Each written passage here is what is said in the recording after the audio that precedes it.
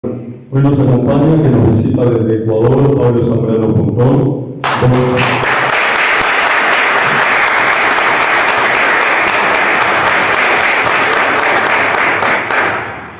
doctor en Economía, profesor, magíster, especialista en comercio exterior, autor de 6 libros, una persona que está especializada en lo que es la cuestión de la dolarización, que nos va a comentar y explicar lo que es la experiencia en América Latina, lo que fue la experiencia en su país de Ecuador, y bueno, lo dejo con el que sabe. Bueno, muchas gracias, un gusto estar acá con compañeros libertarios, estar en casa, digamos, ¿no? Hoy como de local, no veo de visitante como Ecuador, que venía a ser goleado antiguamente. Entonces, para mí es un gusto realmente, y sobre todo también porque he seguido de cerca el caso argentino, y realmente el tema, ¿por qué surgió? Alguien podrá decir, bueno, pero que viene de hablarnos de dolarización si acá en el Uruguay no necesitamos dolarización. Yo le doy la razón a esa persona porque definitivamente el peso está muy estable en relación al dólar, ¿no es cierto?, hace mucho tiempo. Pero en cambio esa no fue la realidad del Ecuador en el año 1999 y en toda la década de los 90. Posteriormente voy a mostrar un cuadro donde se va a ver claramente cuál fue la situación en el Ecuador en cuanto al tipo de cambio en relación al dólar, ¿no? O sea, el dólar versus el sucre, que era nuestra moneda, llamémosle el peso, podríamos decir, se intercambiaba, para que tengan una idea, 25.000 sucres por cada dólar. O sea, en un año subió de 5.000 a 25.000. Calculemos si no dolarizábamos, o sea, se han hecho análisis al respecto y podríamos tranquilamente haber llegado a los 100.000 sucres por dólar, 1.000.000 de sucres por dólar, o qué sé yo, y probablemente yo no estaría aquí primeramente, o sea, ya habríamos sido boleta, como dice mi ley. Entonces, definitivamente es un tema interesante, sobre todo porque ustedes son vecinos también de Argentina, y vamos a ver también con la conclusión que voy a mandar al final de que ya Argentina debería dolarizarse, ¿no? Y hay una polémica, un debate al respecto, porque se dice, no, es que no tiene las reservas suficientes. Ecuador, cuando dolarizó, tenía apenas 2.000 millones de dólares como reservas, o sea, era algo insuficiente. ¿De dónde salieron esos dólares? Del colchón bank, o sea, así se le conoce en mi país a los depósitos que la gente hace debajo del colchón, ¿no? Y se estima que en Argentina hay 270.000 millones de dólares. No es una cifra inventada, o sea, la acaban de decir los analistas económicos serios en Argentina. 270.000 millones de dólares de ciudadanos argentinos en el colchón bank o en diferentes países, que si obviamente Argentina dolarizara, sacan sus dólares a circular, ¿no? Porque ¿qué es lo que está haciendo ahora el argentino común?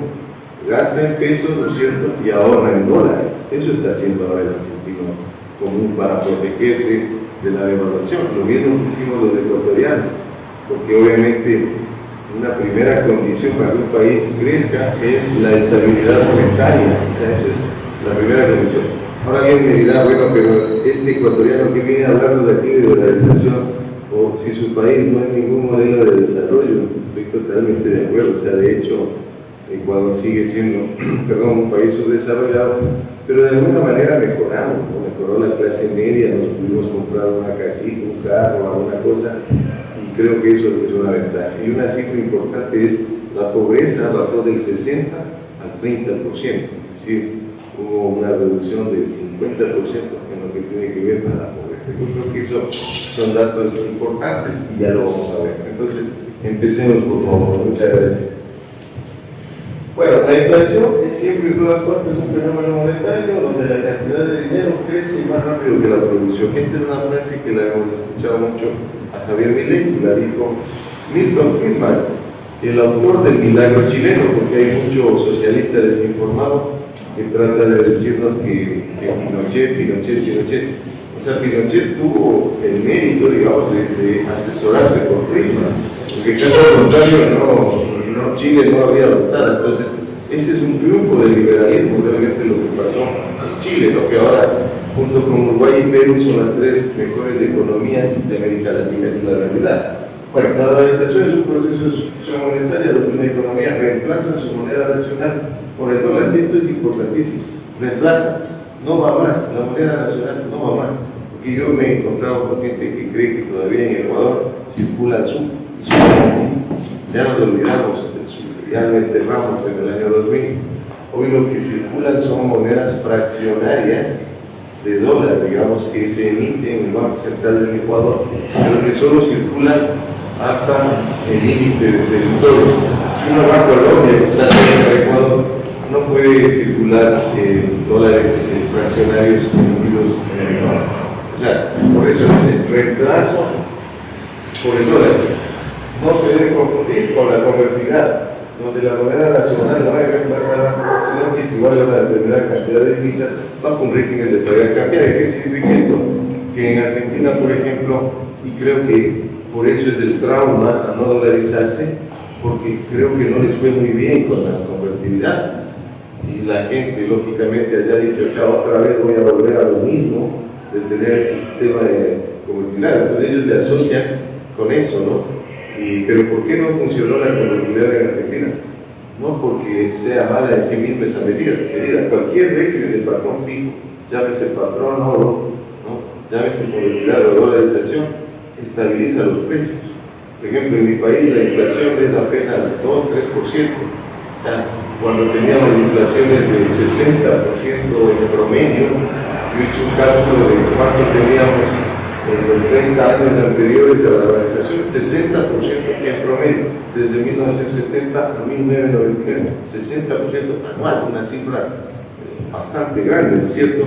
Y hoy por hoy es 3%, entonces evidentemente la dolarización nos salvó. No hay que hacerle caso a Rafael Correa, que se la pasa hablando pestes en contra de la dolarización. Sigamos. Ecuador retoma la democracia en 1978 y desde allí hasta el 99 prácticamente no hubo disciplina fiscal. Aquí está la clave, la disciplina fiscal. Cuando un país es disciplinado fiscalmente, como el caso de Uruguay, yo no vendría a recomendarle la dolarización, sería absurdo, porque ya son un país disciplinado, digamos. Pero si de pronto, algún momento, ojalá Dios no lo permita, aparece algún presidente que no sea, digamos, un socialista de mercado como los que han tenido hasta ahora, porque hasta ahora lo que han tenido son socialistas de mercado, si hay que distinguir, o sea, si hay que darles una ventaja, un plus, igual que el socialismo chileno que aceptó el libre mercado de frente. Entonces, a veces en una ocasión yo en la Universidad Ecuatoriana, donde doy clases en la Universidad Central del Ecuador, que a propósito está llena de socialistas, de todas maneras, claro, ahí siempre les he dicho, ¿no? O sea, mira, si tú me traes un socialista chileno, yo te cambio por un libertario ecuatoriano. Sí, no tengo problema con un socialista chileno, porque efectivamente cree en el mercado y lo que dice es, bueno, demos un poco de políticas sociales, etc. Eso me parece que no le hace daño al liberalismo, o sea, porque el fondo del liberalismo es la libertad individual, el respeto a proyecto de vida de los demás, en fin. Pero también creo que políticamente sí es importante combinar con atención a los más necesitados, en fin, porque en caso contrario no nos van a hacer caso electoralmente si nos mandamos con un proyecto plus ultraliberal donde el ser humano esté ausente, ¿no? Bueno, en el 99 hubo un crecimiento económico del 7%, inflación del 56%. Este año 99 es el año anterior a la dolarización. Tasa de desempleo 13%, índice de pobreza del 60%, como les dije, y devaluación del 400%.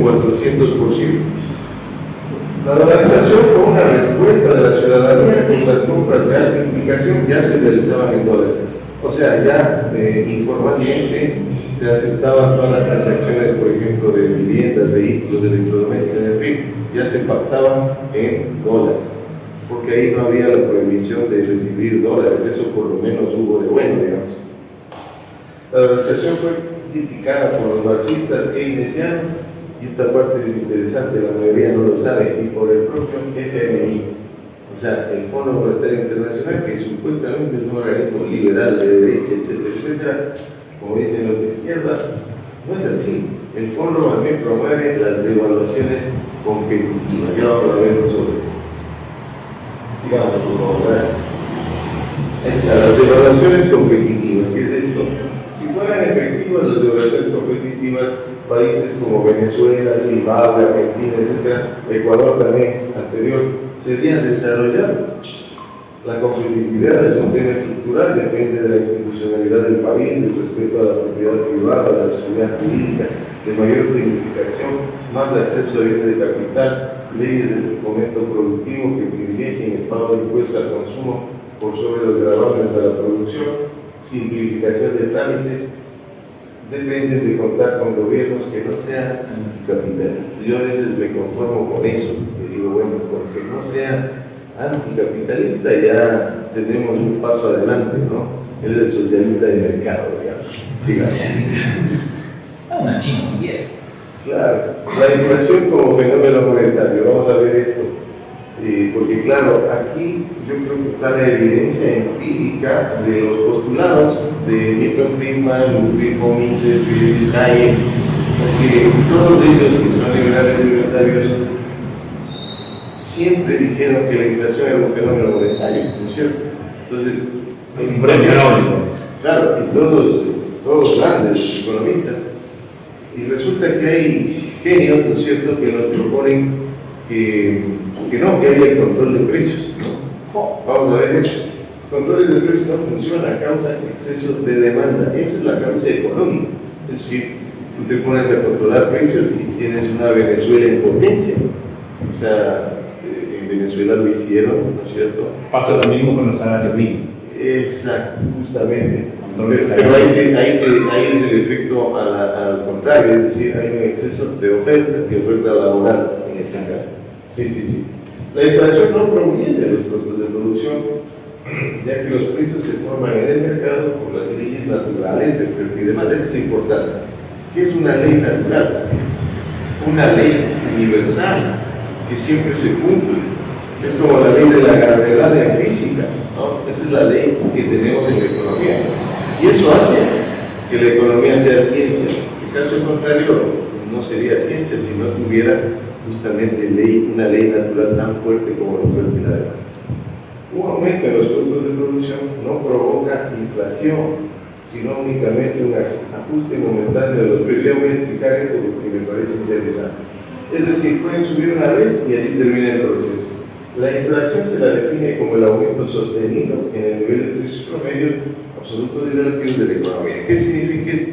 Que cuando suben los costos, sí pueden subir los precios, por supuesto, porque obviamente están subiendo los costos al productor, nadie dice que no van a subir, pero eso no es inflación, es un ajuste, porque el momento en que se ajustó el precio se quedó ahí y de ahí no sigue subiendo. La inflación, en cambio, ¿no?, implica una cuestión recurrente de incremento en precios. En el Ecuador inflacionario, que yo viví en el año 99, cuando era demasiado jovencito, me acuerdo claramente, en el año 99, lógicamente en la década del 90 mismo, los precios no se sabía cómo iba a costar tal producto, ¿no? Un poco lo que está pasando en Argentina, que ahora están hablando de que ya no van a tener solo un billete hasta 1.000 pesos, sino que van a subir a 10.000, a 20.000 pesos. Entonces eso es que es un tema de inflación, ¿no es cierto? Porque ahora tenemos un montón de pesos argentinos que obviamente casi no compran nada, porque la inflación se ha comido todo ese poder adquisitivo del ciudadano. Esa es la parte importante. Digamos, ¿qué debe hacer el gobierno? ¿Sí? Sabemos que somos liberales, somos libertarios, y obviamente habrá gente que diga, no, el gobierno debe desaparecer. Ya, pero es un proceso, o sea, no podemos de cuajo eliminar el gobierno, ¿no? De hecho, el propio Milei, como siempre se define, ¿no?, como minarquista en el corto plazo y anarcocapitalista en el largo plazo. ¿Por qué? Porque obviamente él también está en la política, ahora está haciendo política, es gobierno. Es muy diferente un gobierno liberal que un gobierno socialista, ¿sí? De hecho, Ludwig von Mises, también ustedes lo pueden leer, él habla justamente de que se requiere de un Estado de derecho, ¿no?, que promueva el bienestar de los ciudadanos, porque el objetivo del liberalismo no es satisfacer intereses particulares de X, Y o Z persona, como lamentablemente muchos desinformados creen. El objetivo es mejorar el bienestar. Y Mises tiene una frase bastante contundente, dice que el socialismo también tiene ese mismo fin. El problema es que los resultados no les acompañan, ¿no es cierto? Es el problema. Ellos están llenos de buenas intenciones, ¿no es cierto? Pero no tienen resultados. Algo muy simple, dejar de intervenir en la economía, porque al hacerlo se distorsionan las señales que envían los precios al proceso de mercado. No basta con que el gobierno no controle los precios por los bienes de consumo, por ejemplo, sino que tampoco deben ser fijados los precios del crédito o del tiempo, como la tasa de interés, los precios de alquiler, porque otro trabajo en el mercado laboral, como bien decía acá, salarios, los precios de las divisas, tipo de cambio, porque al hacerlo se deteriora el poder adquisitivo de las personas. Esta es la parte importante, lo que en realidad constituye el precio del dinero y no la tasa de interés. Y la dolarización nos mostró algo bastante interesante, un pequeño paréntesis que tiene que ver con las tasas de interés, porque acá también, como digo, en la universidad pública donde yo doy clases, ahí les refuto a los keynesianos y dentro de eso a los keynesianos que estaban en el Banco Central en el año 99 en Ecuador. ¿Ellos qué dijeron? Bueno, el tipo de cambio está disparándose, vamos a subir las tasas de interés para que la gente prefiera ahorrar en moneda nacional. No pasó eso, la gente seguía prefiriendo cambiar sus sucres por dólares, ¿no? O sea, la gente estaba votando en el mercado por el dólar, y eso hizo que el dólar siga una escalada impresionante que nos llevó de 5.000 a 25.000. ¿Qué trato de decir con esto? Que la economía es científica en el sentido de que demuestra de que no es el precio del dinero, como creen los keynesianos, de la tasa de interés, sino el precio del tiempo o del crédito, como señalan los economistas europeos, que obviamente son liberales o libertarios. Sigamos.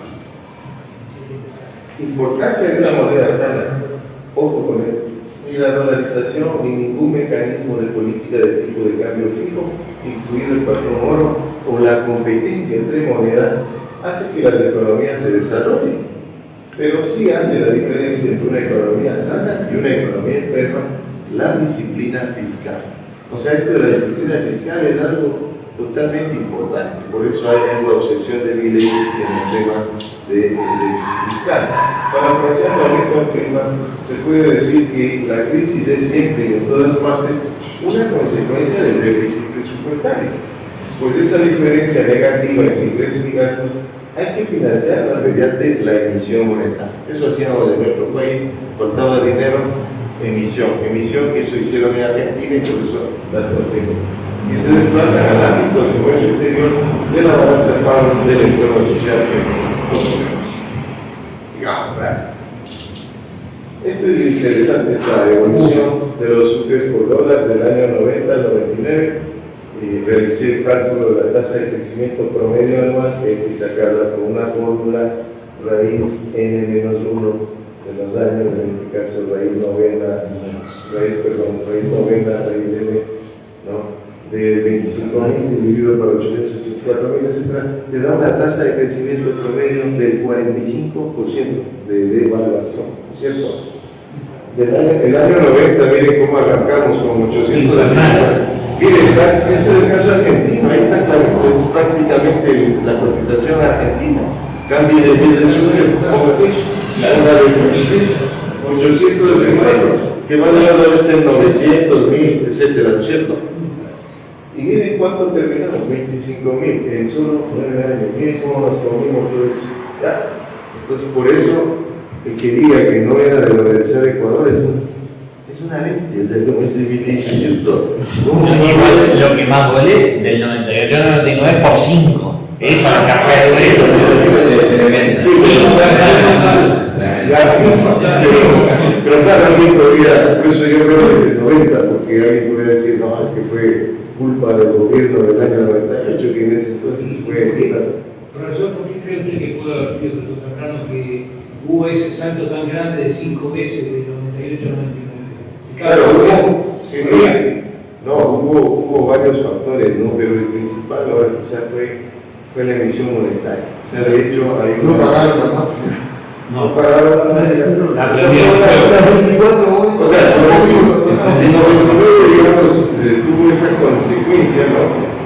Y además hay que tomar en cuenta también que, bueno, se conjugaron una serie de factores en el Ecuador. Hubo fenómeno del Niño, que llovía a cántaros y obviamente provocó unas inundaciones excesivas, el precio del dólar cayó, hubo también la famosa crisis asiática, recordemos de la 90, etcétera, etcétera.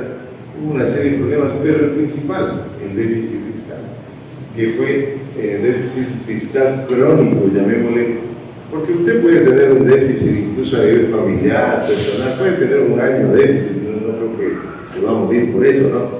Pero si empieza a tener un déficit constantemente, ya 2, 3, 4, en este caso una economía deficitaria, que desembocó en un tipo de cambio de 25.000, o sea, si seguíamos en ese ritmo, sin dolarizar el año 2000, tranquilamente llegaba a 1 millón de sucres por dólar, era sin cambio.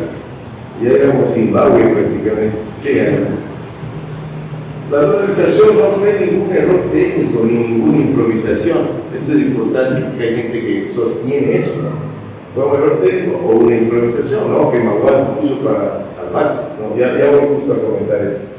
La adopción del dólar como moneda de curso legal fue una medida exigida por la coyuntura, marcada por un pronunciado deterioro de las condiciones de vida de la población, obligada a un masivo éxodo hacia el exterior.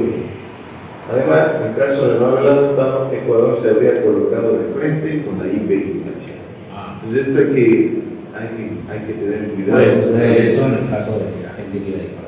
Exacto, y por eso justamente Se puede controlar el tema económico ahí la gente ahí dispara. Y por eso justamente es que fue una buena medida. O sea, yo les iba a comentar un poco el caso de quién fue el que nos dolarizó. El presidente que nos dolarizó fue el doctor Yamil Maguad, que fue alcalde de Quito durante 2 periodos, un excelente alcalde. Y como presidente tuvo 3 hechos destacados en el ministerio de algunas personas. La paz con el Perú, porque desde ahí ya nos olvidamos de andar peleándonos con los vecinos del sur. Luego tenemos el tema del bono de desarrollo humano, que en ese entonces recibían solo discapacitados y tercera edad que no tengan jubilación. Me parece válido que se le ayude, pero hoy por hoy reciben madres solteras del bono de desarrollo humano. O sea, porque es madre soltera, le vamos a dar un bono, o sea, que no, ¿cierto? Entonces, y la dolarización, esas 3 medidas tuvo el gobierno de Maguad, ¿no? Y la dolarización la hizo a instancias de ver que ya el tipo de cambio era insostenible, y le presentaron unos economistas ecuatorianos de Guayaquil, de Quito, etcétera, le presentaron un estudio de que debía dolarizar. Y bueno, el gobierno lo hizo. Y algo anecdótico es que a las 2 semanas de que dolarizó, se cayó. Entonces, claro, la gente puede decir, o sea, dolarizó y se cayó el gobierno. No, el problema es que se había demorado en dolarizar. Y esto es lo que no quiero que le pase a la ley, ¿no? Ojo con eso, porque no hay cómo demorarse. O sea, vimos la evolución del tipo de cambio, en esta parte, esto es muy importante. Vimos la evolución y de 5.000 se fue a 25, ¿no? Sí vimos eso. Pero hay un intermedio donde el dólar se pone a 9.000 sucres por dólar, y fue en marzo del año 99. ¿Y qué pasa ahí? Se le ocurre al gobierno, lamentablemente, y eso creo que fue el origen de su caída, eso fue un error, evidentemente, controlar los depósitos bancarios, el famoso corralito. El corralito también lo tuvimos en Ecuador. Y y cuando el tipo de cambio estaba a 9.000, ¿qué tal si en vez del corralito no se nos ocurría dolarizar mejor a 9.000 por dólar? Hubiera sido mucho mejor. Pero miren ustedes que a lo que voy es que en todo caso, más vale tarde que nunca, hay un dicho, y efectivamente, aun cuando fue a 25.000, de todas maneras la libramos los ecuatorianos, porque hubo los dólares sin que la reserva monetaria exista. Esa parte es muy importante. ¿Okay? Sigamos. La dolarización demostró que la tasa de interés no es el precio del dinero, lo que les decía un poco antes. Las tasas de interés incluso llegaron a ser de 3 dígitos en el Ecuador. ¿Se imaginen ustedes? en Sucre le pagaban hasta 120% por sus depósitos. O sea, una cosa de locura. Y la gente igual, ¿no? Dijo, no, yo quiero el dólar. ¿Qué tal? O sea, porque ya el dólar es una moneda globalizada. O sea, definitivamente no quiso. Llegaron entonces, según miren esta parte aquí, le destrozamos a la teoría de Keynes. Según la teoría de Keynes, subiendo las tasas de interés de manera artificial en el mercado natural de créditos, aumenta la demanda por dinero doméstico. No obstante, dado que los keynesianos parten del error conceptual de considerar a la tasa de interés como el precio del dinero, cuando en realidad es el precio del tiempo o el precio del crédito, esto no sucedió en Ecuador. Es decir, la gente no demandó moneda nacional, el Sucre continuó demandando dólares y disparándome el tipo de cambio. Ese fue el asunto. No digo un factor multiplicador, El multiplicador, sí. No no funciona. Porque siempre la demanda va a estar por encima de la oferta. Sí. Bueno, esta parte también es interesante porque no eliminó la política monetaria de la dolarización. O sea, lo único que dejamos de hacer es emitir dinero, digamos. Pero con la dolarización, la política cambiaria, esa sí ha sido eliminada. La política monetaria no ha sido restringida, porque si bien se suprimió la posibilidad de que se emita moneda propia por parte del Banco Central, salvo moneda fraccionaria, centavos ecuatorianos de dólares, todavía existe un instrumento de política monetaria denominado encaje bancario. Entonces, eso es falso cuando dicen que eliminamos la política monetaria, somos una colonia de Estados Unidos, etcétera, etcétera. Típico argumento de la izquierda. No ha pasado eso, pero nos ayudó para ya no seguir emitiendo, dándole a las maquinitas, como se dice. Sigamos, por favor. La metralleta. Sí. No. Bueno, la dolarización, la competencia entre monedas, el patrón oro, etcétera, son esquemas monetarios liberales, ¿no? La experiencia concreta de la dolarización en territorio ecuatoriano puede servir de modelo para que otros países latinoamericanos y con los mismos problemas estructurales del Ecuador abandonen las teorías económicas keynesiana y marxista respectivamente y adopten un esquema de tipo liberal, como lo es sin duda la adopción del dólar en sus territorios, o incluso otros esquemas similares como la competencia entre monedas haitianas. Es decir, no estaría por demás que si en vez de la dolarización decimos acéptele euros, acéptele francos suizos, acéptele... Acá el tema es que mi ley va a dolarizar, que no lo va a hacer. Pero Eso lo va a hacer. Súper El problema va a ser en los países que conviven en el Mercosur. Al tener un país dolarizado, de repente puede repercutir en las economías de los demás países. Porque en un caso... ¿O qué puede suceder en ese caso? Sí, o sea, más bien, o sea, a ver, lo que pasó en el Ecuador es que, por ejemplo, los socios nuestros son Colombia, Perú, etcétera, son nuestros socios de la Comunidad Andina de Naciones. Y obviamente ellos han seguido exportando, nosotros también lo hemos hecho. Justo vamos a hablar de comercio exterior, unas láminas más adelante, entonces vamos a aguantar un poco, pero de que va a pasar, no va a pasar nada. Simplemente se va a estabilizar Argentina. Y si nos vamos al tema de la competitividad y demás, más bien se va a volver un poquito más caro Argentina desde ese punto de vista. Pero hay algo muy importante. Antes en Ecuador ganábamos en Sucre y gastábamos en dólares. Ahora en Argentina sí se dolariza, ¿no? Y igual en Ecuador. Ahora ganamos en dólares, gastamos en dólares. Entonces estamos equilibrados los consumidores. Sí, es el equilibrio del consumidor. Además, para el tema de los préstamos, siempre es mejor que sea la misma moneda de la clase contraria. Lógico. Imagínense recibir préstamos, ¿no es cierto?, en Sucre. Pero puede ser que Uruguay sea más caro en el sentido de que Argentina No necesariamente, no. Por eso digo, Uruguay orgullosamente tiene una institucionalidad más seria y más fuerte, como para que se vea afectada por eso. Sinceramente, no, porque no les pasó nada, igual más bien todavía hay productos colombianos que los ecuatorianos seguimos demandando, etc. Pero se pueden emparejar los precios y emparejar. Sí, más bien va a haber estabilidad. Sí, va. La emisión monetaria indiscriminada. Una economía puede crecer en el corto plazo emitiendo moneda. Sin embargo, en el mediano y largo plazo, la emisión monetaria destruye capital, reduce productividad, sube el tipo de interés, deprecia la moneda, contrae la producción, reduce salarios, crea desempleo y empobrece a la sociedad. O sea, todas esas cosas hacen, ¿no es cierto?, la emisión monetaria. Claro, la dolarización debería ser establecida en países fiscalmente indisciplinados. O sea, Argentina es de ley un candidato firme a la dolarización, porque elimina las tensiones inflacionarias y les confiere certidumbre en el tiempo a los agentes económicos. O sea, si yo voy y quiero comprar una casa, pido un crédito al banco y me endeudo a 20, 30 años, pero me estoy endeudando en dólares y yo ya gano en dólares. No es lo mismo, me endeudo en sucres y después termino pagando en dólares. O sea, imagínense esa cuestión. La dolarización no ha perjudicado al Ecuador en términos comerciales. Aquí viene el punto. Al contrario, hoy tenemos un mejor sector externo, entonces vamos a ver las cifras también. Sí. El beneficio más grande. La dolarización solucionó un grave problema del Ecuador: las sucesivas devaluaciones realizadas por sus gobiernos para cubrir desequilibrios monetarios y presupuestarios.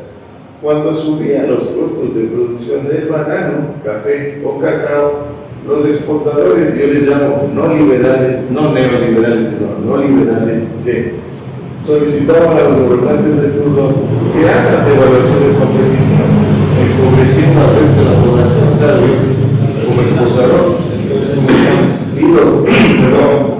pido que me devuelva la moneda, pero con eso empobrezco a la sociedad.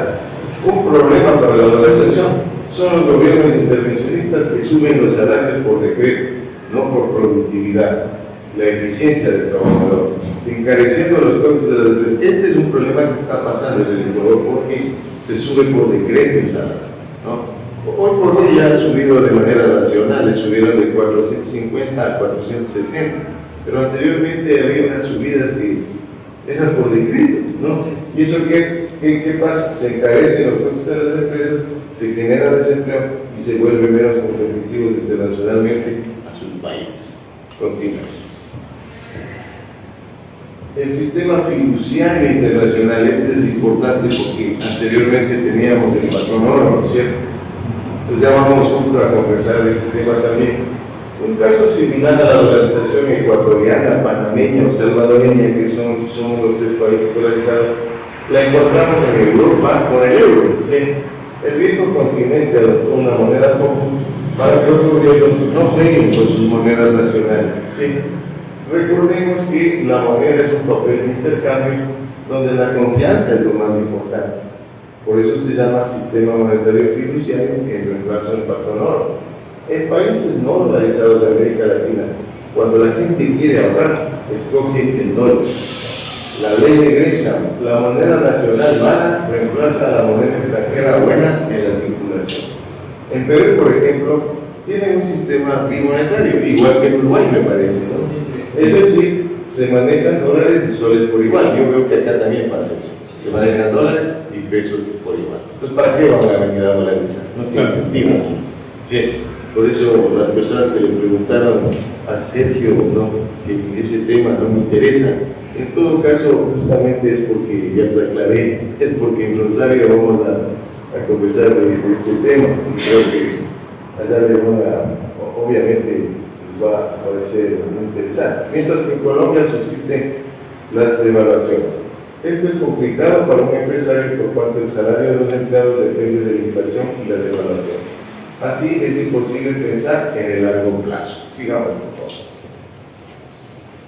Resultados de la dolarización. Ya vamos a los hechos concretos que nos han traído la dolarización. El principal peligro con la dolarización en Ecuador son los políticos intervencionistas que desean volver al sucre para manipular la política monetaria a su antojo, ¿no?, seguir emitiendo, etc. Sin embargo, la dolarización tiene un amplio respaldo popular entre los ciudadanos comunes. mayor incluso al de cualquier político. Por darles una idea, recientemente Cedatos es una encuestadora nacional de cuál es el respaldo del dólar en el Ecuador, ¿no? Y obviamente, entre todos los estratos, digamos, desde el más humilde hasta el más encopetado, y sacó el resultado de que el 85% respalda a la dolarización. ¿Qué significa esto? Que cualquier político, ¿no?, es boleta si se mete con la dolarización. Sí. Me gusta el término. Los resultados visibles de la dolarización, esta parte es importantísima, por eso lo voy a dar nomás para que luego les dé toda esta información, de manera que tengan acceso a la información. Los resultados visibles son los siguientes: caída de la inflación a un porcentaje promedio anual del 3% desde su adopción, enero de 2000 a febrero del 24. ¿Sí? Caída de la pobreza del 60 al 25%. Y eso porque en la pandemia subió, porque de ahí bajó al 25%. O sea, fue del 60 al 25%. Pero por la pandemia, ustedes saben, a todos nos complicó, se ha vuelto a subir. Y tuvimos un mal gobierno también, lamentablemente, el señor Guillermo Lasso anteriormente. O sea, imagínense, fue peor que Correa. O sea, eso sí. Eso sí es bastante difícil, pero sucedió. Sí. Bueno, mejoramiento del salario de $57 en el año 2000 a 460 en el 2024. 9% más ha ido incrementando el salario. Bueno, lo que decíamos que en todo caso también ha habido todo, pero de todas maneras eso es un beneficio para el trabajador. Se eliminó el riesgo cambiario, las exportaciones no petroleras crecieron, esto es importantísimo, de $2.000 billones en 2000 a $21.000 billones en 2023. 10.8. Las importaciones totales pasaron de $3.000 billones en el 2000 a $29.000 billones en el 2023. 10.4 en crecimiento anual promedio. O sea, contrario a lo que preveían los economistas keynesianos en cuestión de la dolarización, ha existido un dinamismo del sector externo. O sea, ellos dijeron, no, es que ya no hay como las devaluaciones competitivas. O sea, la tenés adentro, como dicen. Claro, o sea, la tenés adentro. Sí, los datos, sí. ¿Qué debemos hacer? Fortalecer la dolarización. Antes ganábamos en super y gastábamos en dólares, hoy ganamos en dólares y gastábamos en dólares. Eso es importantísimo. El beneficio es evidente, por ello es necesario fortalecerla. La principal medida para fortalecer el dólar es controlar el déficit fiscal, es decir, la diferencia negativa entre ingresos y gastos públicos. Sin olvidar, por supuesto, como medidas adicionales, exportar más y atraer inversión extranjera. Aquí en atracción de inversión extranjera, o sea, lamentablemente hay un déficit en el Ecuador bien grande de eso, pero bueno, en varios países pasa así, pero bueno, esperemos que algún rato mejoremos en eso. Exportar más, lo hemos conseguido, no así atraer inversión extranjera, por cuanto han sido las remesas de los migrantes ecuatorianos del exterior las que han sostenido la dolarización, con ingresos que, por ejemplo, en el año 2023 llegaron a una cifra cercana a los $5.000 millones.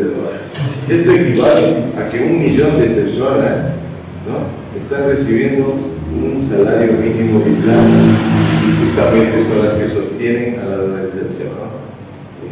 Me parece importante el aporte de los migrantes que también han sostenido el dólar. Sigamos. Reformas que apuntan en la dolarización: reducir el gasto público, vender o concesionar empresas y obras públicas. Esto es importante: vender, o sea, privatizar o concesionar empresas y obras públicas, ¿no? Una reforma tributaria que privilegie la inversión privada sin permitir la elusión de las grandes empresas. Claro, está pasando eso que están eludiendo algunas empresas. Una reforma laboral moderna que permita la contratación laboral por horas.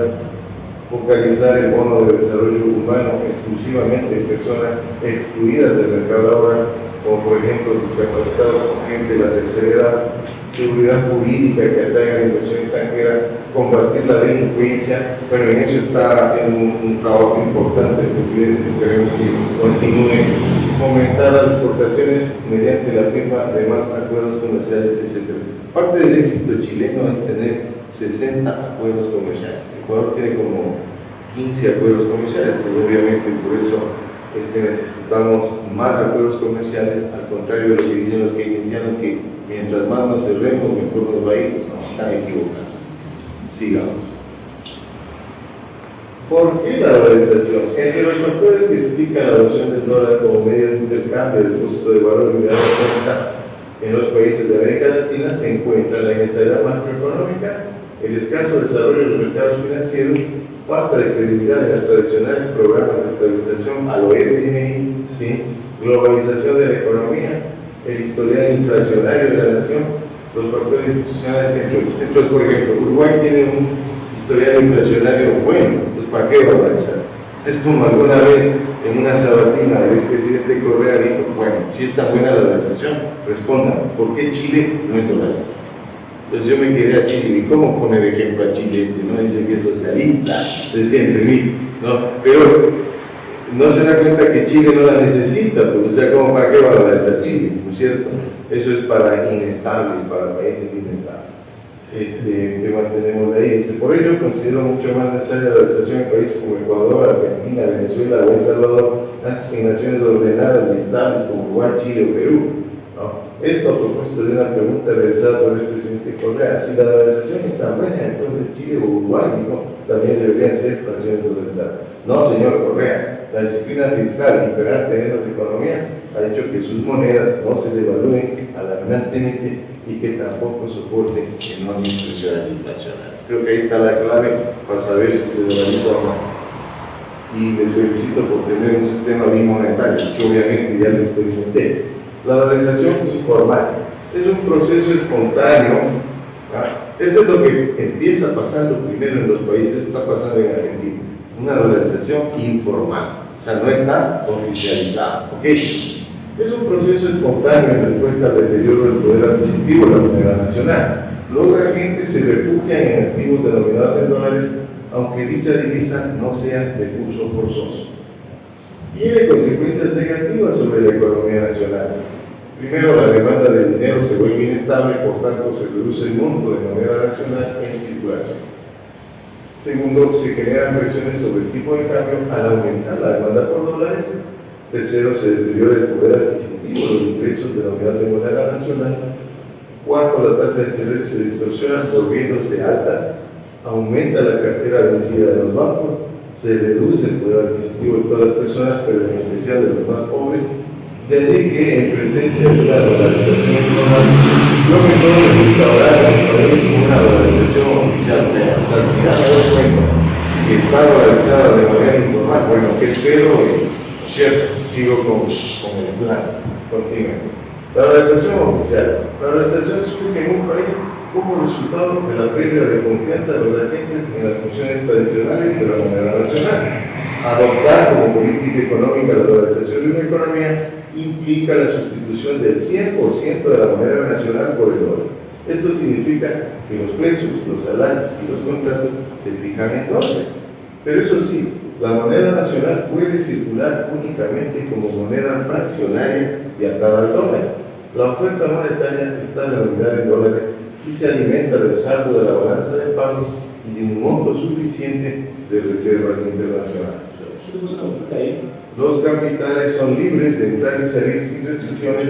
El Banco Central reestructura sus funciones tradicionales y adquiere nuevas funciones, en caso que deseemos dejarle todavía al Banco Central. O sea, tampoco es una condición sine qua non eliminar el Banco Central. O sea, me parece que mi ley está bien, él propone eliminar el Banco Central. Correcto, no vamos a discutir eso, pero primero hay que dolarizar. Entonces luego vemos si desaparece o no. Porque, como digo, sí nos ha servido tener un Banco Central hoy por hoy, independiente del gobierno, más pequeño. Sí, ese es el Banco Central de ahora, del Ecuador. Antes tenía sucursales en todas las provincias, hoy no, o sea, solo es en Quito, nada más. Ilimitado, ¿no? Limitado y exclusivamente en moneda fraccionaria. Entonces, eso sí se puede, o eliminar una vez, eso ya depende de cada gobierno. Pero es primero dolarizar, segundo lo del Banco Central. ¿Sí? No es al revés. Lo de la moneda fraccionaria vendría a ser un sistema de moneda nacional paralelo, pero que tiene una tasa de encaje del 100% del dólar, o sea, está anclada al dólar.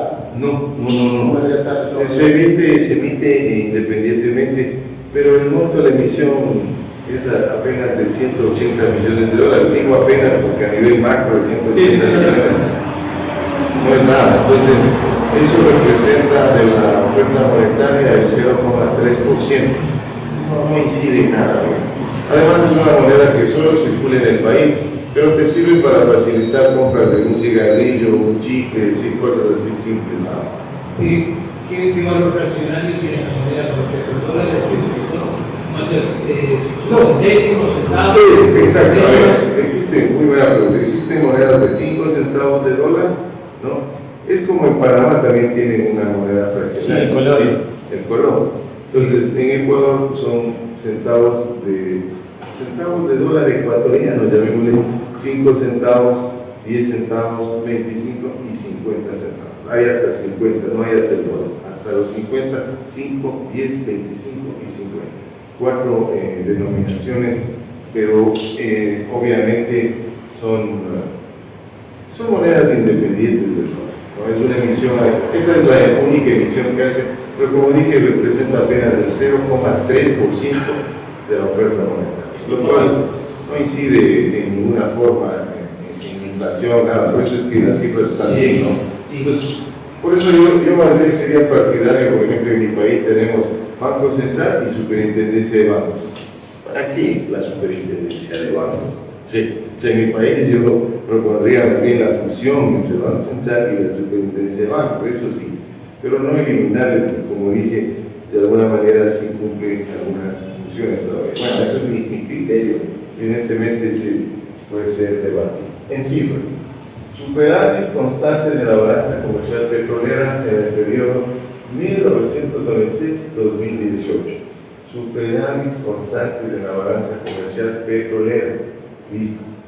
Saldos negativos en la balanza comercial no petrolera, a excepción de 1999. El consumo de los hogares de inversión empresarial en Ecuador se reactivaron a raíz de la dolarización. Más importaciones. Eso es lo que les preocupa a los keynesianos. ¿No? Ellos, según ellos, o sea, yo no debo importar nada, debo consumir lo nacional, etcétera, etcétera. Cuando obviamente vivimos en un mundo cada vez más interconectado, entonces más bien se exporta para importar, no es que las importaciones son malas y las exportaciones son buenas. Eso creen mis alumnos al principio, pues ya se les entera de que más bien cuando una economía tiene caída en las importaciones es síntoma de una recesión, entonces hay que tener cuidado con eso. La disminución de los índices inflacionarios ha favorecido la competitividad de su comercio internacional, o sea, ya no exportamos productos con inflación, eso significa. Las exportaciones no petroleras crecieron más en dolarización, llegando a su máximo 2002-2006, 18%. Este dato es interesante porque alguien podría decir solo las petroleras han crecido. No, las exportaciones no petroleras crecieron más en dolarización, llegando a su máximo en 2002-2006, 18%. Entonces se ha mantenido en sigamos. La balanza de pago. Respecto a la balanza de pagos, es falso que la dolarización ha ocasionado fugas de divisas.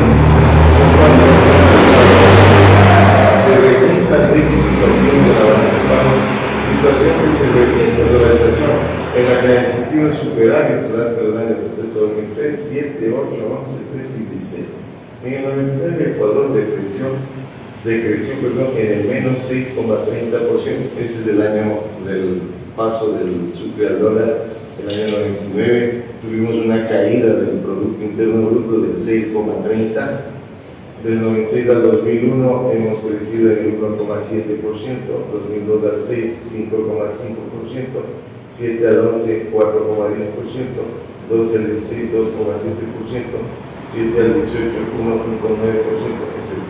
El crecimiento económico ecuatoriano durante el periodo corto de dolarización fue del 3,34%, bastante superior al 0,57 registrado entre el 96 y el 99.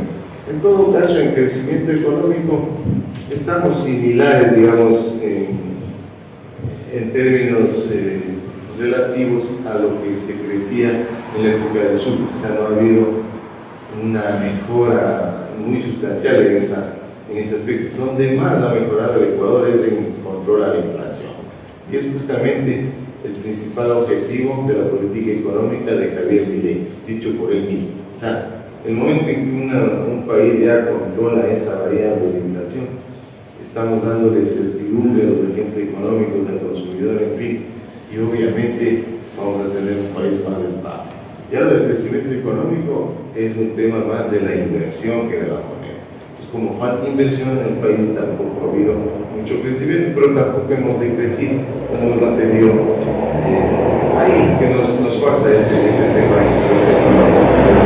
O sea, la recesión es necesaria, pero no es suficiente, o sea, necesitamos otras medidas. Pero bueno, de forma la vía inicial, por ejemplo, la dolarización o la moneda estable. Sigamos. Beneficios de la dolarización. 1. No existe riesgo cambiario, lo cual particulariza los efectos de los shocks externos de la economía al eliminar la posibilidad de devaluar la moneda nacional. 2. Converge la tasa de inflación nacional con la de los Estados Unidos. 3. Se reduce el diferencial entre tasas de interés domésticas e internacionales. 4. Se facilita la integración financiera.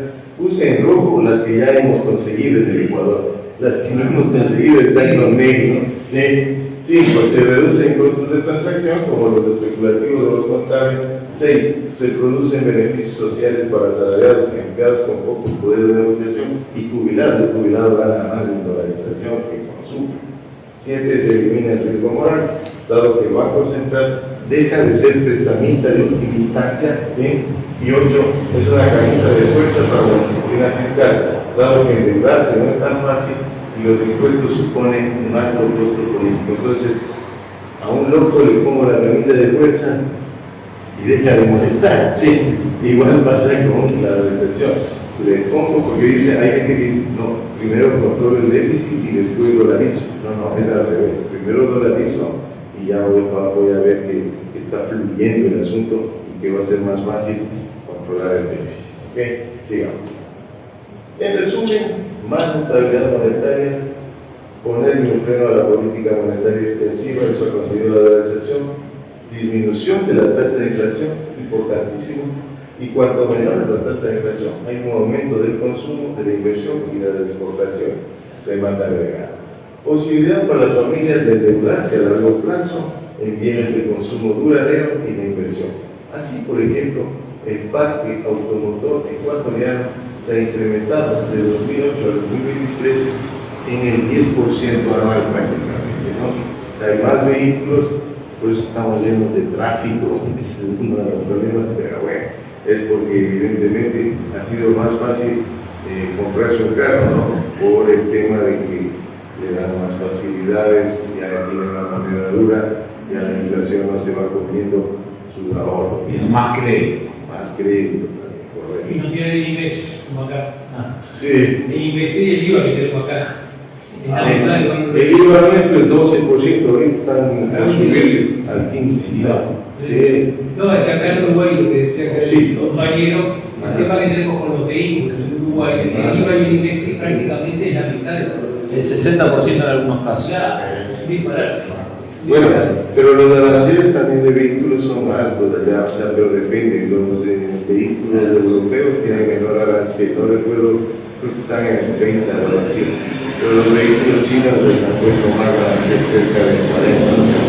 No, pero bueno, en todo caso también sí hay un alto componente arancelario todavía. Yo creo que en eso hay que ir trabajando, en esas cosas, porque, como digo, la dolarización lo que hace es darle estabilidad, pero tampoco es que ya vamos a creer con eso, ya vamos a ser desabrazos, tampoco. Sigamos.